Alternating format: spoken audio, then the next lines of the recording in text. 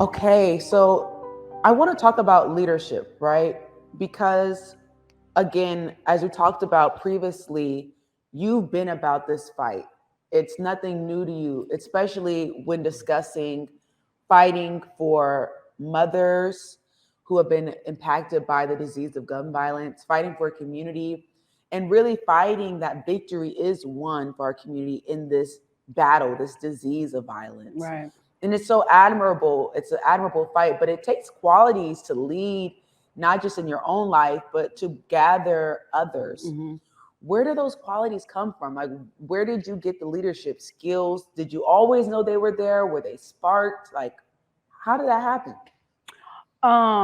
Well, to be honest, I had a dream years ago, Wow. honestly, with the Lord, and He was there, said that I was gonna be like some type of speaker, right? Because I Wow. always valued Martin Luther King and Malcolm X and all those type of leaders, right? And so they were always trying to lead our community, people that looked like you and me, to the best Right. victory, right? And so I wanted to most definitely keep that part going because I had seen us started becoming divided, right?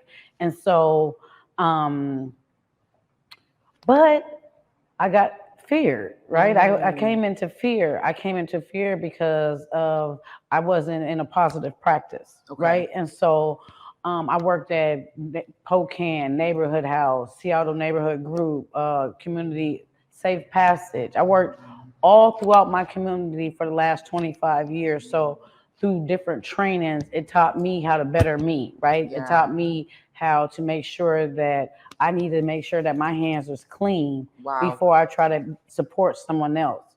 I've had to make sure that I can have a testimony, but I had to be in treatment myself.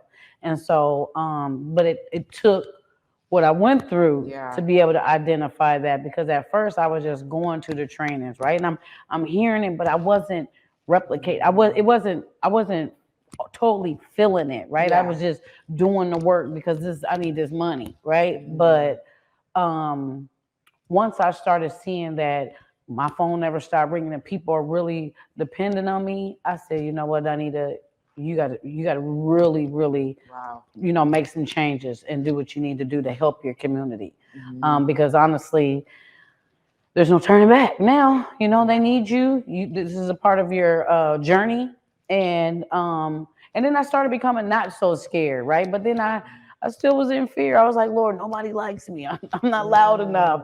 I don't Mm. know the right words to say. He's like, continue to believe, and I'm gonna show you the way. So that's actually how I ended up just continuing to work, right? But then um, I started learning stuff, when it comes to leaders, right? That we seem like we're all together, but then there's some things that just need to be addressed, right? There's some things that need to be healed, restored, amend. And I think that that's what it allowed me to see why a lot of our children and people was falling through cracks because Wow. it really starts with when things is going on at home, we go to community for our other family, right? And when they're not healthy Mm. there, then we go to the other community, the streets, right? And so it Wow. started to become when we peeling layers off, in order to do good, those got to be good layers being peeled on. Yeah. So it's a reverse, it's madness to this madness, but most definitely, I just wanted to make sure, there was people that I looked up to, Mhm. that I wanted to be like, um, and they got themselves together and own a home and all of this good stuff. So I was like, man, I want to do that, but then I never was taught the tools, right, to get there. So I learned it the hard. I thought it was just you jump in and you get easy money and then you Mm. buy it. No, there's a struggle, there's a good time, there's a bad time. So Yeah. that's what taught me. But leadership is a still growing pain, and Yeah. so I'm learning it.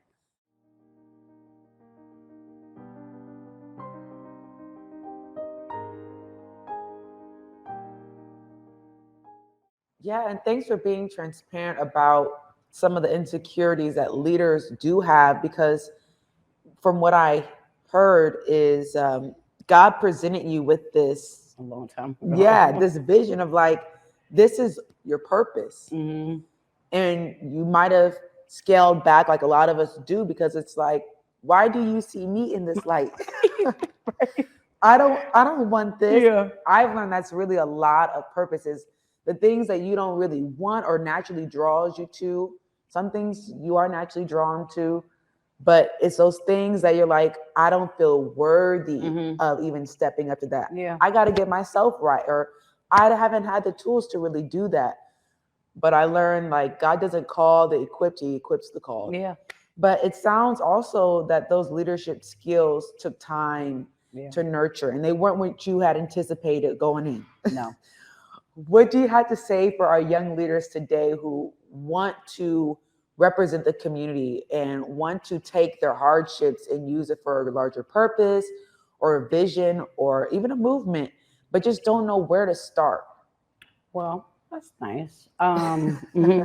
Honestly, they have to start with self, right? And they have to make sure that their past and their pain is being dealt with. And some of those might be some uncomfortable conversations. Yeah. Some might be some apologies. You know, there might be a whole layer of things, right? But it has to start with them first.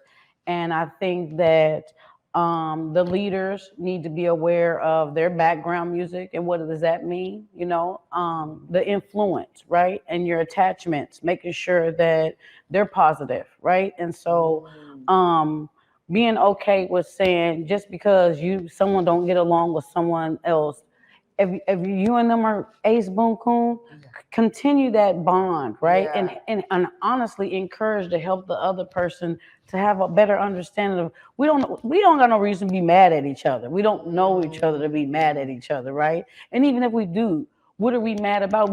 I'm not mad at you. I'm only mad at myself what I see in you, right? Wow. And so we look at other people's lives through our lens, and that's where we get jealous. Yep. That's where we get envy, and and we start that infection, right? We started talking, because the disease of violence isn't just guns, right? It's a whole lot of layers of trauma, pain, just all kind of things bundled up, and all we start creating a germ, right? To Wow. where if it ain't healthy, if I ain't dealing with it, all I'm doing is passing that cold to you. That's so I just looked at it as to make sure that I'm not taking in nothing that I'm not trying to put out, right? And Yeah. so I'm making sure that I had to cut ties with everybody just so I can find me, right?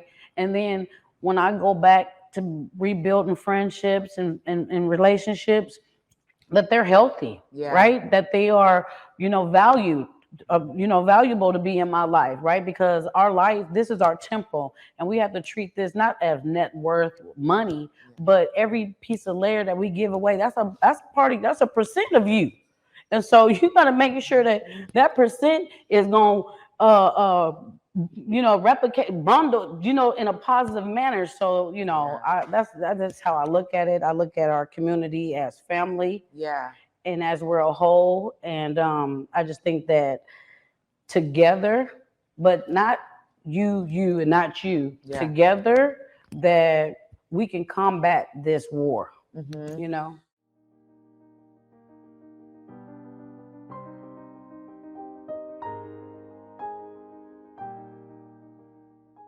You said something so profound.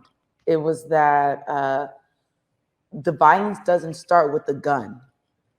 And I think that's so important, because in thinking about Horace, right, and thinking about that incident, the moment, the pain, all of that started way before that one instant. It's, in fact, like we talked about earlier, there's a generational pattern to this. And so it makes me wonder how in community we can show up. And I hear you saying it starts by making you a priority in order to be healthy and showing up. Because you're not going to heal or help if you're showing up unhealthy, negative, right? And I like that background music.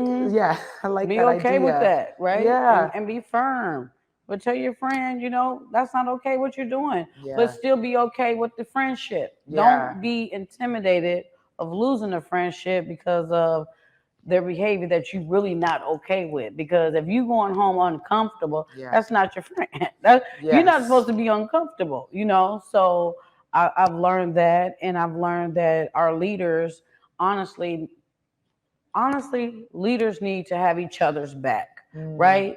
When you're doing something, I need to be able to support that, even if I'm in present or not. I should yeah. be able to still say, Chardonnay has this going on. She's this. I'm not gonna say, oh, I don't mess with those guys. I don't have that. Mm, You know, we're putting out these energies, and but we're expecting good outcome, right. right? We can't. It's one or the other. Just like you Right. can't say, thug life and expecting, just to be honest, you can't put good with evil. So Right. you can't ask for, death row. Ain't nothing about it. That's why they ain't successful. I'm just being honest about the situation, right? And so I don't negotiate with change. And I Mm, used to, because I wow. was in a fear ship, right? Mm, When people ask, well, what is your friendship? Well, at first I thought they were friends, but I was in a fear ship. wow. Friends don't take friends to danger. So it taught me Mm, about, that's what my background music is, right? And so I had to start learning to be okay with saying this might not be best for me. yeah. And I would say also, and maybe you could agree, once you got more sure of who you were, you had peace in walking away Mm-hmm. because you knew either way what I'm walking towards. I read something recently. It's not the pace, it's the destination, it's Mm-hmm. the direction that I'm walking in. So if I'm walking in this direction that's leading me towards where I'm supposed to be, whether it be healing for myself, to better my community, to better this movement towards solution, and I'm walking away from fear factors and things that are holding me back or making me feel like I need to shrink, then so be it. Right. Because the direction is full of purpose. Right. How do you think our local and city leaders could better themselves? What practices have you used to better yourself in showing up? So when no one's watching, what is Donnitta doing to make herself whole, to fill herself up, and then going out? Like practical things. Well, I'm continuing the awareness, Hmm. right? Anywhere I eat it, breathe it, I talk it, I sleep it, I walk it. Um, I make sure that what amongst peers, family, friends, or whatever, that I nip negative conversations, right? I nip them.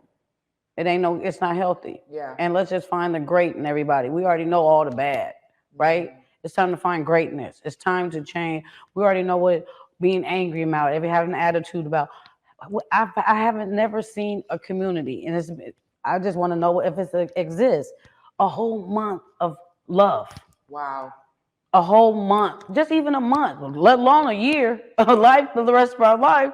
I just want to know what it's like to, not be afraid of, what it's not, to, I don't want to be afraid of officers, right? But back when I was doing wrong, I was afraid of them. I'm not afraid of them no more, right? So I can have a conversation. I'm not threatened by them, right? Because I'm not doing wrong. But, and then to, and then then you open to be able to have that communication with them when you might see them doing wrong, right? But you can't ask for them to do better if we ain't doing better, right? We can't ask for change if we ain't changing. It starts with us, right? And especially us, black and brown. It's time that we start uplifting each other, Period. right? Period. Yeah. I don't care what the Joneses did and them did. I'm talking about from clean slate, right? So that means that we can give. Like I said, I need to know what my son's friends about, my daughter's friends about, what their parents is about, what's going on, because those background music and those friendships, those those is our those is their destiny too. There's the decisions, right? Yeah. So my son, yeah, he listened to me, but he more listened to his friends than me, right? And so that's how he ended up in danger, right? Listening to me, you'd have been at home, right? Because ain't nothing after 10, 11 o'clock. I don't care what it is. Those out there who are wanting to really learn some leadership qualities, Miss Donnitta Sinclair Martin is saying that we need to pay attention to our background noise, and we also need to be super aware of how we are leading, whether it be in love, whether it be in negativity, but it takes self-awareness to be a priority in order to actually serve those we're seeking to serve and be solutions for. Right. And Thank friends you. don't take friends to danger. And friends don't take friends to danger. That needs to be a t-shirt. Right.